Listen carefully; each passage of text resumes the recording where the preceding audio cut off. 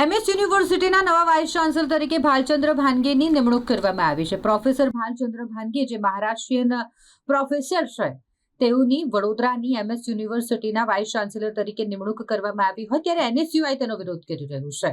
NSUI દ્વારા વિરોધ વ્યક્ત કરતા જણાવવામાં આવ્યું છે કે વાઇસ ચાન્સેલર તરીકેનો ચાર્જ સંભાળવા માટે જ્યારે વાઇસ ચાન્સેલર અહીં પહોંચશે ત્યારે તેઓ ઓફિસને તાળાબંધી કરશે અને વિરોધ વ્યક્ત કરશે। જે રીતે મહારાષ્ટ્રમાં હાલ એક શરૂઆત કરવામાં આવી છે કેટલાક સંગઠનો દ્વારા કે મહારાષ્ટ્રમાં રહેવું હોય તો પછી મરાઠી બોલવું પડશે, તેવી જ રીતે જ્યારે ગુજરાતની વડોદરા શહેરની મહારાજા સયાજીરાવ યુનિવર્સિટીની વાત હોય તો પછી અહીં વાઇસ ચાન્સેલર પણ ગુજરાતી હોવા જોઈએ તેવી માંગ NSUI કરી રહ્યું છે। NSUI વિદ્યાર્થી સંગઠન દ્વારા આ મામલે વિરોધ વ્યક્ત કરવામાં આવ્યું છે અને જિલ્લા કલેક્ટરને આવેદનપત્ર આપીને રજૂઆત કરવામાં આવી છે। જો વાઇસ ચાન્સેલર તરીકે પ્રોફેસર ભાલચંદ્ર ભાનગે એ ચાર્જ સંભાળવા માટે પહોંચશે તો તે પૂર્વે હેડ ઓફિસ ખાતે તાળાબંધી કરવામાં આવશે તેવી ચીમકી ઉચ્ચારવામાં આવી છે NSUI વિદ્યાર્થી સંગઠન દ્વારા।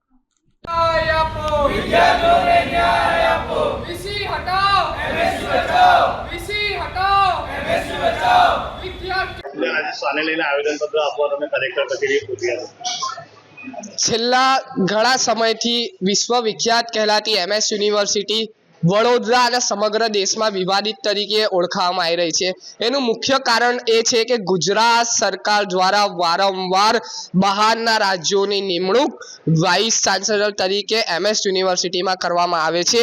એનું મુખ્ય કારણ એ બને છે કે એ બહારના વીસીઓને યુનિવર્સિટીના વિદ્યાર્થીઓની સમસ્યાનું જાણ જ નહીં હોતી કે યુનિવર્સિટીમાં કઈ ફેકલ્ટીમાં શું ચાલે છે એમને ખબર જ નહીં હોતી। પહેલાના ભૂતકાળના સમયમાં જે શ્રીવાસ્તવ સાહેબ હતા એ પણ ઇગોઇસ્ટ હતા। આ નવા નિમણૂક થયેલા વીસી સાહેબની જે NSUI એ તપાસ કાઢી છે એમાં પણ જાણ થઈ છે કે આ પણ એક ઇગોઇસ્ટ માણસ છે।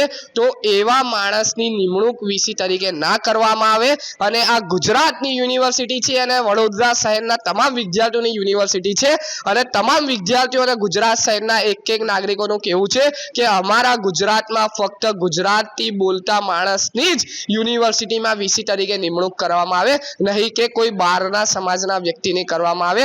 જેનું મુખ્ય કારણ વિદ્યાર્થીઓની સમસ્યા બનતું આવે છે।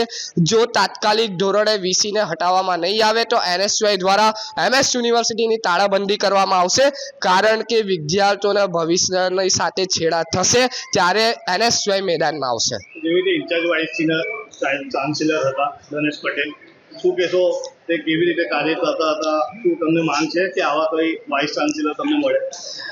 MS યુનિવર્સિટીમાં વર્ષોથી ફરજ બજાવતા એવા ઘણેક અધ્યાપકો છે કે જે પોતાની ફરજ MS યુનિવર્સિટીમાં એક સેવાભાવી તરીકે નિભાવે છે અને વિદ્યાર્થીઓના હિત માટે કાર્ય કરે છે અને યુનિવર્સિટીની ગરિમા આગળ વધારવા માટે કાર્ય કરે છે।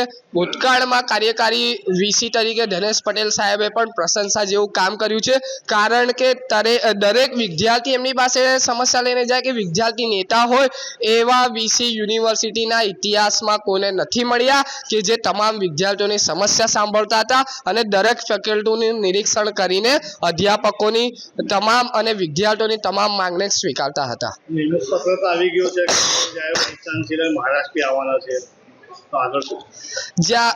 જ્યારે ગુજરાત સરકાર વિદ્યાર્થીઓનું હક દબાવવા માંગતી હોય ત્યારે NSUI સંગઠન વિદ્યાર્થીઓ માટે ઊભી રહેશે અને આવા 10 વીસીઓની નિમણૂક જો સરકાર કરશે તો અમે તમામ વિદ્યાર્થીઓ એમની સામે લડત આપીશું અને એક જ માંગ મૂકીશું કે MS યુનિવર્સિટીના અધ્યાપકમાંથી જ વાઇસ ચાન્સેલરની નિમણૂક કરવામાં આવે, નહીં તો યુનિવર્સિટીને અને નવા નિમણૂક વીસી સાહેબને તાળાબંધીથી રોકવામાં આવશે।